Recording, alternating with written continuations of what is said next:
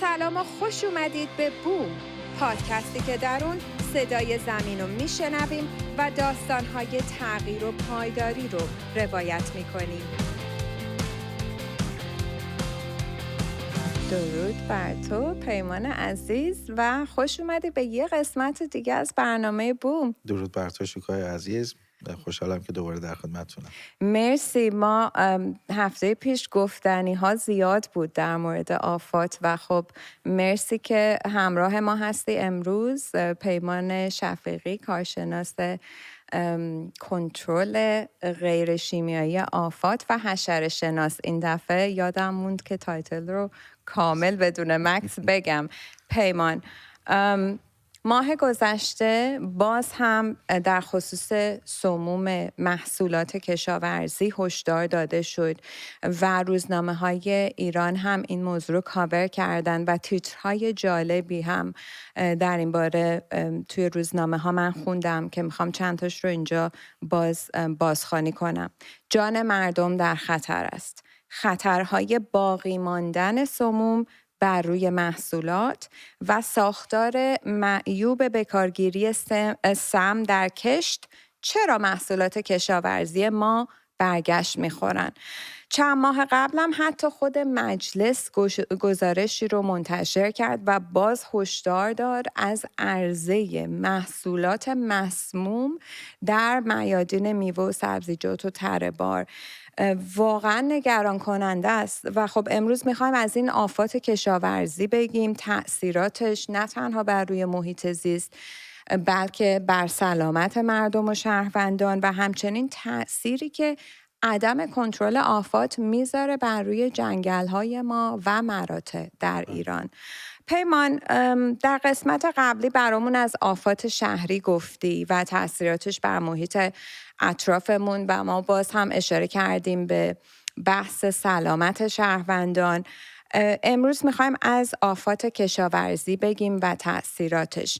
برامون قبل از هر چیز باز میشه بگی که آفات کشاورزی اصلا چه هستن و چه تأثیری بر محیط اطرافمون و محیط زیست میذارن؟ حتما. ببین، بحث در مورد آفات حالا به طور کلی توی هر زمینه، چه کشاورزی، چه جنگلداری، چه آفات شهری، بحث خیلی گسترده‌ایه.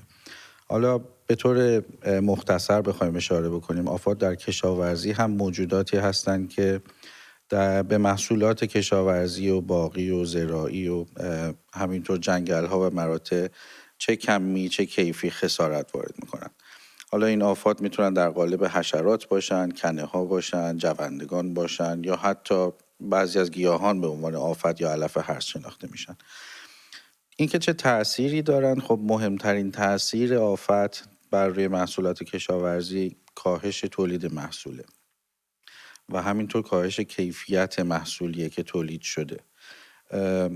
آفاتی مثل ملخ‌ها یا شته‌ها یا پروانه‌های برگخوار به شدت میتونن روی میزان تولید محصول در کشاورزی و عملکرد گیاهانمون تأثیر بذارن، تأثیر منفی بذارن. و علاوه این و هر چیزی که جمعیت آفت بیشتر میشه، خب قاعدتاً ما سم بیشتری باید مصرف بکنیم برای کنترلشون. حالا این که میگم سم، لزوماً شیوه های کنترلی مناسبی به کار بگیریم که جمعیت آفت کنترل بشه. خب این یعنی هزینه بیشتر. به علاوه هرچی که جمعیت آفت دوباره بالا میره، خب تهدیدیه برای مراتع و جنگل هامون، به علاوه برای سایر صنایعی که وابسته به کشاورزی هستن. اصلا انقدر این بحث نکات مختلفی داره و نمیدونم اصلا بعد از کجا شروع کنیم، اما با توجه به همون گزارشی که خود مجلس ارائه داده فکر کردم که بد نیست صحبت کنیم از این باقی مانده این سموم در محصولات کشاورزی. اصلا چطور این اتفاق میفته؟ آیا این به دلیل اون استفاده بی‌رویه از سموم و آفت‌کش‌ها در فرایند کشاورزی هست؟ این رو اگر یک مقدار بتونی برامون توضیح بدی. یه نکته جالبی که بهت بگم شوکا، میزان مصرف سموم شیمیایی بر اساس آماری که داریم در ایران از میانگین جهانی کمتره. توی بعضی از منابع میگن که در ایران حدود 400 گرم سم به ازای هر هکتار مصرف میشه. این در حالیه که میانگین جهانیش 1.7 کیلوگرمه. حالا اینکه ما چقدر به آمار کشور خودمون میتونیم اعتماد بکنیم نکته بسیار مهم و پیچیده ایه. جالبه، چون از این استفاده بی‌رویه این واژه خیلی استفاده میشه تو دقیقاً. اخباری که منتشر میشه از دقیقاً. داخل ایران. اما مسئله این هستش که شما اگر فرض بگیریم که این 400 گرم در هکتار درست هست، چه سمی داری مصرف میکنی؟ اینکه خاصیت کشندگی یا خاصیت بیماریزایی اون سم 400 گرمی نسبت به اون سمهای با میانگین مصرف بالاتر چقدر تفاوت داره خیلی مهمه. حالا میگم فرض رو بر این میذاریم که این آمارها درسته. توی بعضی از منابع دیگه میگن که توی ایران میانگین مصرف بین 2.16 تا 2.50 کیلوگرم هست در هکتار، در حالی که میانگین جهانی 2.8 هست. حالا شیوه آمارگیری یا شیوه محاسبه کردن این آمارا متفاوته. همونطور که گفتی، ببین چرا این سموم اصلا باقی میمونن؟ خب یکیش میزان مصرف سمومه و اینکه همونطور که عرض کردم چه سمی استفاده میشه. چه مشکلاتی میتونه به وجود بیاره؟ قاعدتا اولیش مشکل سلامتی هست. هرچی سم بیشتر مصرف بشه، چه در هوا، چه در آبهای زیرزمینی، چه در خاک، چه باقی موندهش در محصول کشاورزی که به طور مستقیم به عنوان غذا مصرف میشه، مشکلات سلامتی ایجاد میکنه. بیماری‌های عصبی، اختلالات هورمونی، اختلالات رشد در کودکان.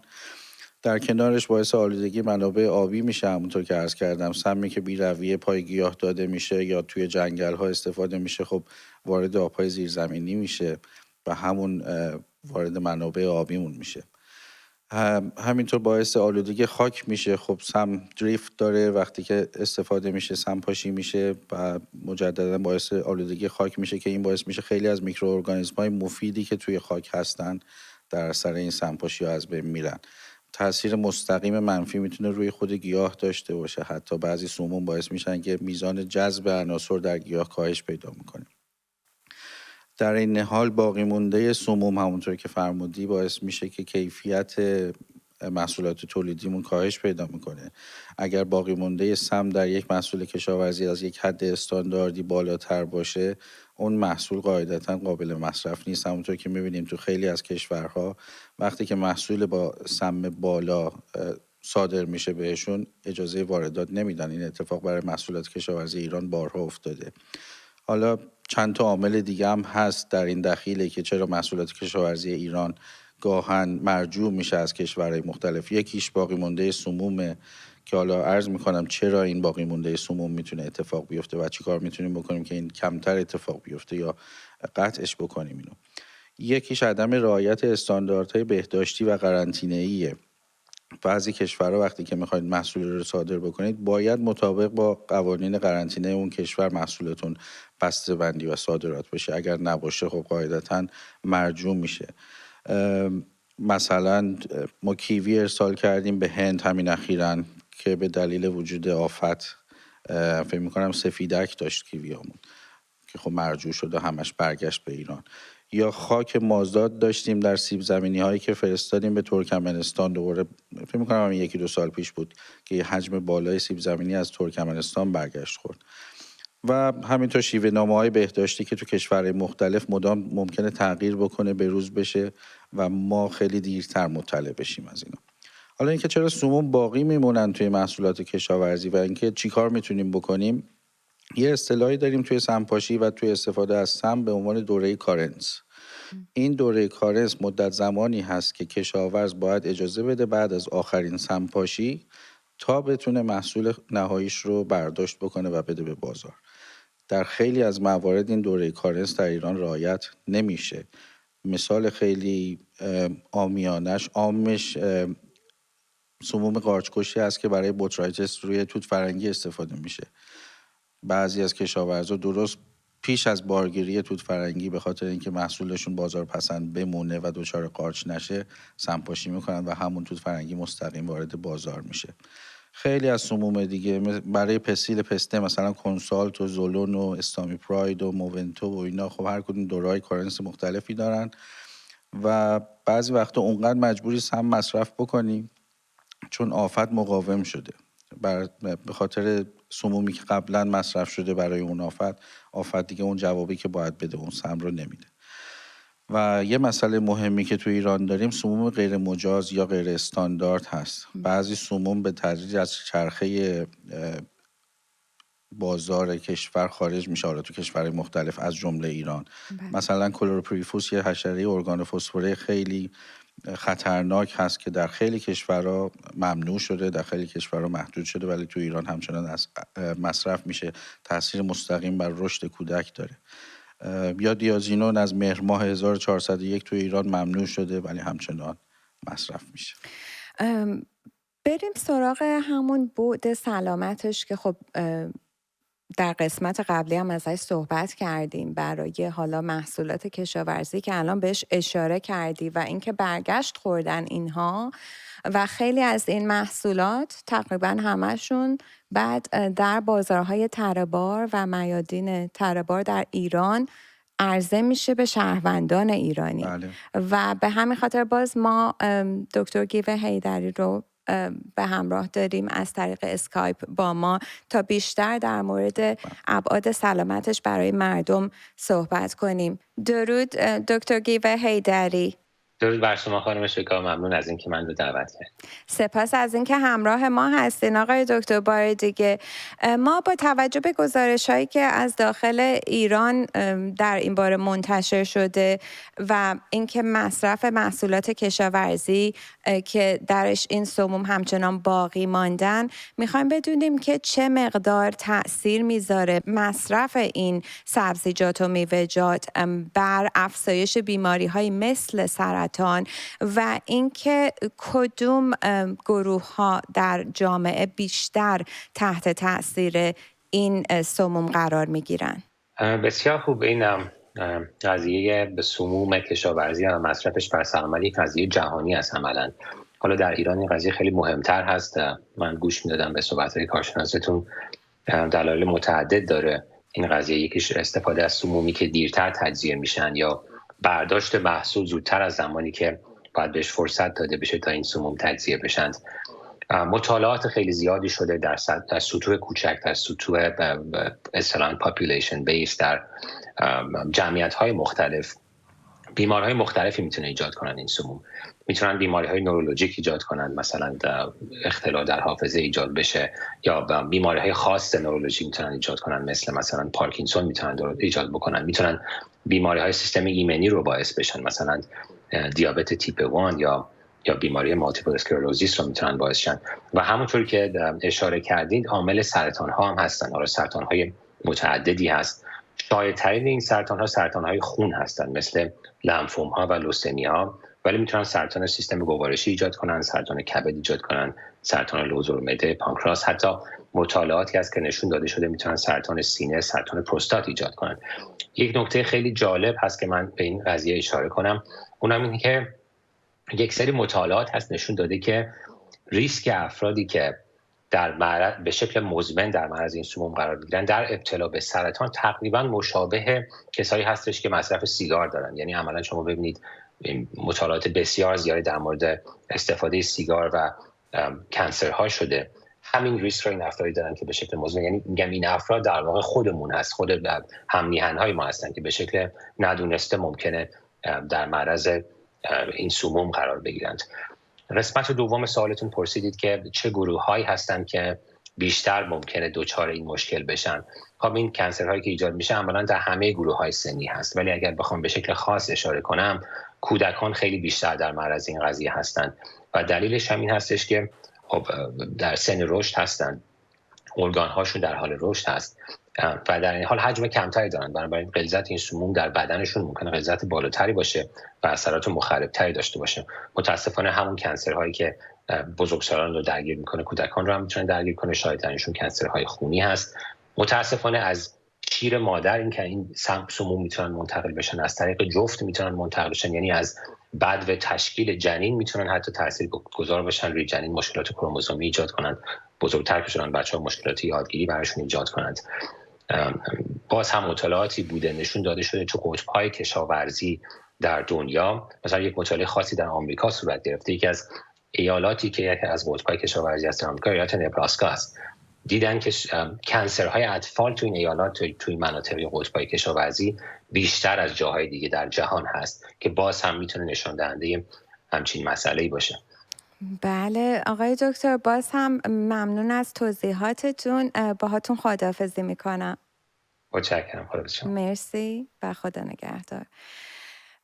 پیمان، نکته جالب حالا این هستش که داشتیم راجبش هم صحبت میکردیم که این بحث باقی موندن سموم در محصولات کشاورزی موضوع جدیدی نیست، ولی جالبه که شهروندان زیاد شاید در موردش ندونن. من داشتم با یکی از دوستانم صحبت میکردم که خیلی شوک شد وقتی من این رو بهش گفتم و سوال جالبی هم که گفتش یعنی حتی با شستن و ضد عفونی کردنم از بین نمیره، حتی با پوست کندن حالا یک سری میوه و سبزیجات مثل خیار نمیتونیم این سموم رو سعی کنیم که ازشون میوه و سبزیجات رو پاکسازی کنیم، که به من گفتی که همچین چیزی امکان نداره چون وارد بطن و بدن اون میوه یا سبزی میشه. درست؟ بله، ببین تو خیلی موارد ما مثلا برای جلوگیری از آفات مکنده مجبوریم سمومی رو در آبیاریمون استفاده بکنیم که خب این سم توسط آوندای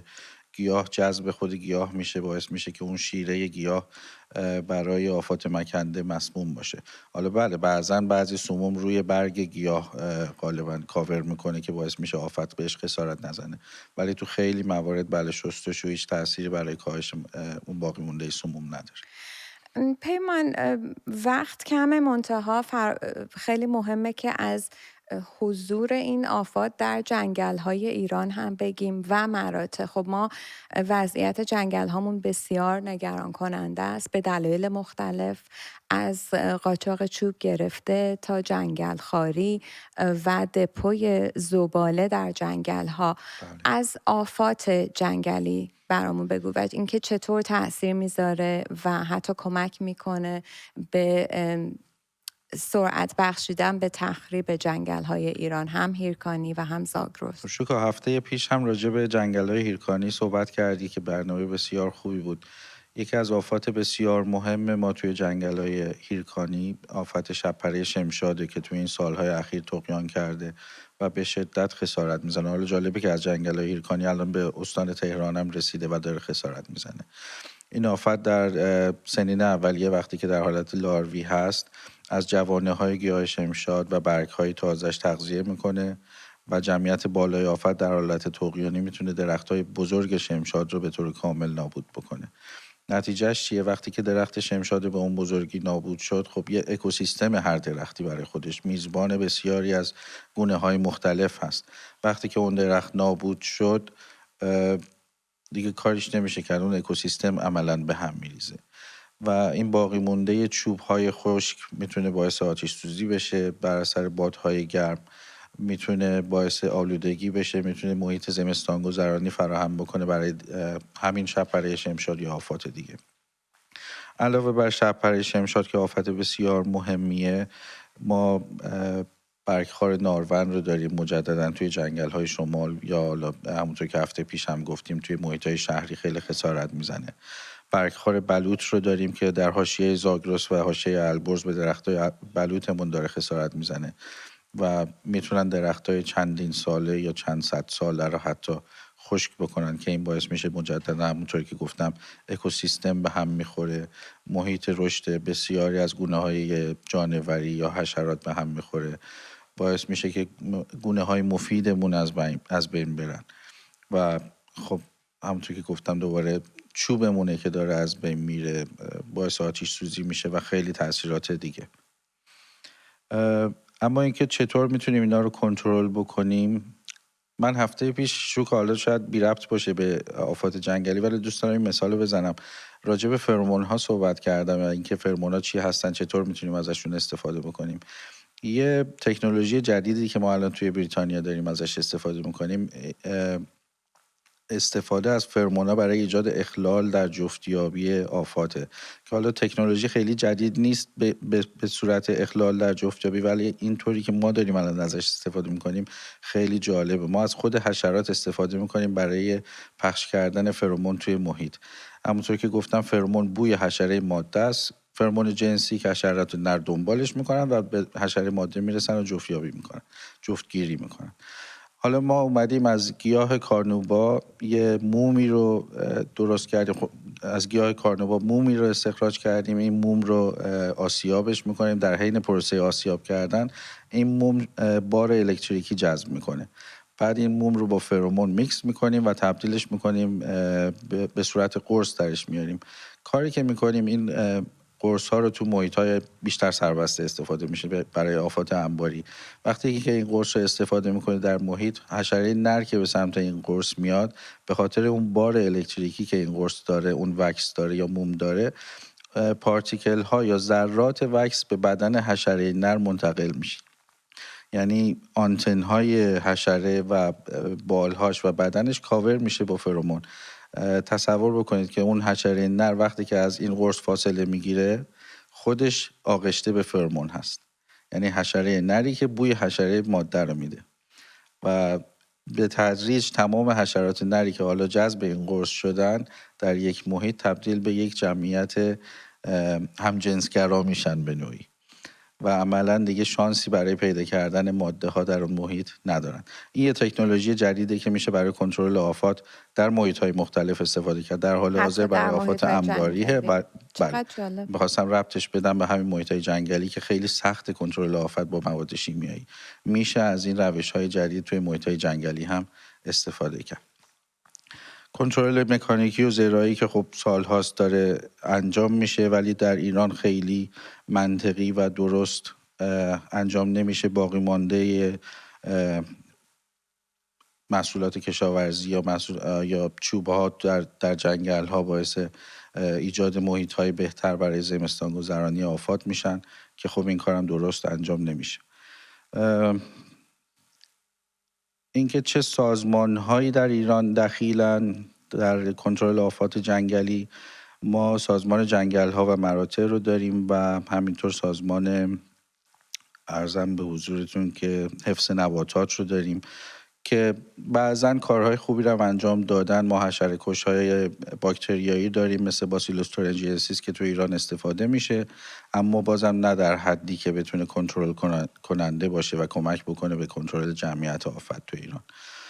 و اقدامات دیگری که کردن ولی خیلی هنوز مؤثر نبوده و بعضی وقتا هم درها بسته است برای همکاری با مؤسساتی که میتونن کمک بکنن. چقدر هم واقعا جای تأسف داره پیمان، چون از تنوع زیستی جنگل های ایران آگاه هستیم و چقدر این میتونه تأثیر بذاره. حتی همطور که من تو قسمت های قبلی خیلی روش تمرکز کردم، بر معیشت مردم و ساکنان محلی یک منطقه. صحبت زیاده و وقت کم. پیمان، بریم سراغ ستاره منتخب این هفتمون که تو کمک کردی که انتخابش کنیم. من خودم زیاد چون توجه آنچنانی به پرندگان ندارن، شاید گاهی اوقات فراموش میکنم که چه نقش مهمی پرندگان هم دارن در زیست بوم های مختلف و به خصوص در مورد آفات. ستاره این هفتمون دارکوب سیاه هیرکانیه. ببینیم.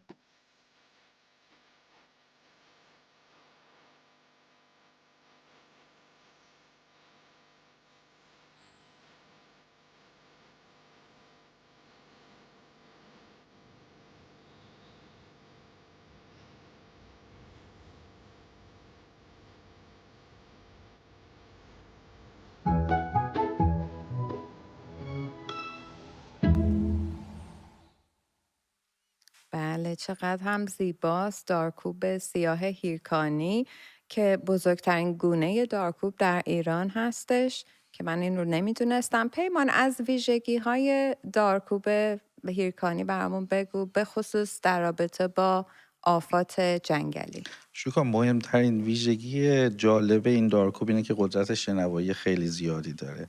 صدای حرکت حشرات زیر پوسته درختان رو میتونه بشنوه و قاعدتا میتونه شکارشون بکنه. توی کنترل جمعیت آفات توی مناطق جنگلی خیلی کمک میکنه این دارکوب. چقدر هم جالب، کاش که قدرت شنوایی من هم مثل دارکوب سیاه هیرکانی بود. پیمان، به آخر برنامه رسیدیم و پیام هفته. میدونم که پیامی داری در رابطه با همین استفاده از سموم و آفت‌کش‌ها در ایران. شوکا، اگر اجازه بدی میخوام پیام این هفته رو مستقیم به یک سری از دوستان توی ایران بدم اگر اشکالی نداره. بله حتما. دوست عزیزی که قانونی وضع میکنی اما براش تضمین اجرایی در نظر نمیگیری، دوست عزیزی که برای به دست آوردن کمی سود بیشتر هنوز سموم غیر مجاز میفروشی یا مصرف میکنی، دوست عزیزی که برای بازرسی از انبار سمفروشی اکس میری و با یکی دو تا سکه شاید ندیده میگیری حجم بالای دیازینون و پاراکوات رو توی انبارهاشون، دوست عزیزی که هنوز سمهای غیر مجاز رو مصرف میکنی توی زمینهای کشاورزیت، شما همتون برای افزایش میزان سرطان و خطرات زیست محیطی در ایران مسئولید. کمی بیشتر فکر کنید. پیمان عزیز، سپاس از اینکه باز هم همراه ما بودی. این هفته برنامه بوم جمعه ها هر هفته ساعت 7:30 از شبکه من و تو پخش میشه. مرسی از تو شکر.